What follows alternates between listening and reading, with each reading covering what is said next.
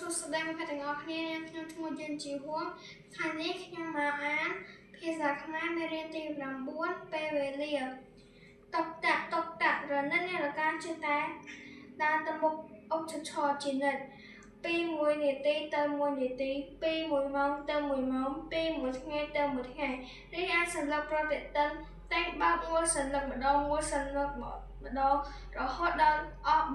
365ថ្ងៃពុំមានថ្ងៃថយក្រោយឡើយដើម្បីកុំឲ្យពេលវេលាកន្លងផុតទៅដោយអត់ប្រយោជន៍មនុស្សម្នាក់ត្រូវបំពេញកាតព្វកិច្ចឲ្យបានសមស្របតាមវ័យនីមួយបឋមវ័យជាវ័យដែលត្រូវស្រវឹងស្រទិញ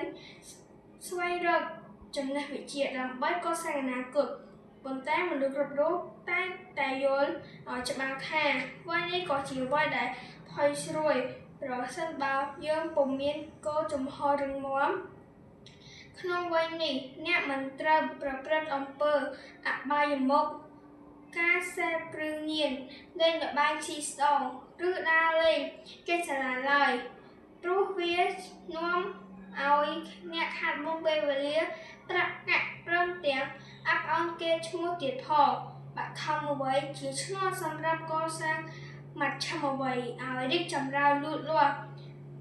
មជ្ឈិមវ័យជាវ័យដែលត្រូវកសាងគ្រួសាររកទ្រព្យសម្បត្តិទុកឲ្យកូនចៅនិងទុកសម្រាប់ខ្លួនពេលឈានទៅដល់បច្ឆិមវ័យ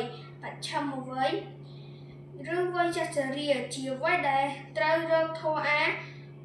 ដើម្បីរកធម៌អាកុសលទៅកាន់បរលោកដូច្នេះដើម្បីកសាងខ្លួនគ្រួសារនិងប្រទេសជាតិឲ្យបានរុងរឿងយុវជនត្រូវបំពេញភារកិច្ចនៅក្នុងបឋមវ័យឲ្យបានសមស្របកុំបីធ្វើប្រហែសឡើយ